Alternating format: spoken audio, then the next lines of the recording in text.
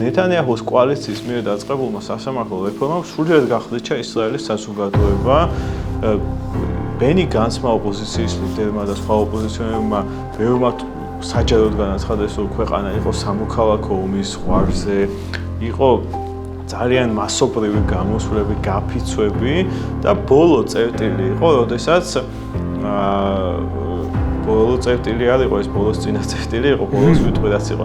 ბოლოს წინა წერტილი იყო, როდესაც ისრაელის საჰაერო ძალების 100-ზე მეტმა მფრინავმა მოაწერა ხელი პეტიციას, რომ ისინი წყვეტდნენ ძირითადად რეზერვისტები იყვნენ, მაგრამ ყველა რეზერვისტს სჭირდება წელიწადში საათების დაგროვება ფრენის, რომ ის ფორმაში იყოს და აი ამ სარეზერვო სავალდებულო ფრენებს წყვეტდნენ იმისთვის, რომ შეეჩერებინათ ეს სასამართლო პროტესტის ნიშნად, ხო? პროტესტის ნიშნად და საბოლოოდ სასამართლო რეფორმა შეარჩერა იოავ გალანტმა, თავდაცვის მინისტრმა, რომელიც დადგა ბრიფინგზე და თქვა, რომ მე გადავდექი და ამის გაგრძელება არ შეიძლება.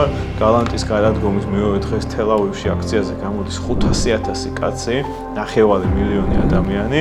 ნეთანიაჰუ ხელს არ აწევს მის გადადგომას, მას ტოვებს თავდაცვის მინისტრად და სასამართლო რეფორმა ჩერდება. და აქ სინვარი ფიქრობს, რომ ეს არის გაყოფილი საზოგადოება, რომელიც ჩემ წინააღმდეგ ვერ იომებს, იმიტომ რომ 100 მფრინავი ხელს აწევს პეტიციას, რომ აღარ იფრენს. სამწუხაროდ მას ბევრი წიგნის კითხვის და ბევრი გადაცემის ყურების მიუხედავად, აი ძალიან არასწორი აღქმა აქვს ისრაელის საზოგადოებაზე შექმნილი, იმიტომ რომ ის ხალხი კი იბრძვის დამოუკიდებელის, მათი გადმოსახედიდან დამოუკიდებელი სასამართლოსთვის, ინსტიტუციური ბალანსისთვის ძალაუფლების, მაგრამ მათში არ შეცვლილა ისრაელის სახელმწიფოს მიმართ ერთგულება და იმ მტრების ზიზღი, რომელსაც იაჰია სინვარი წარმოადგენდა.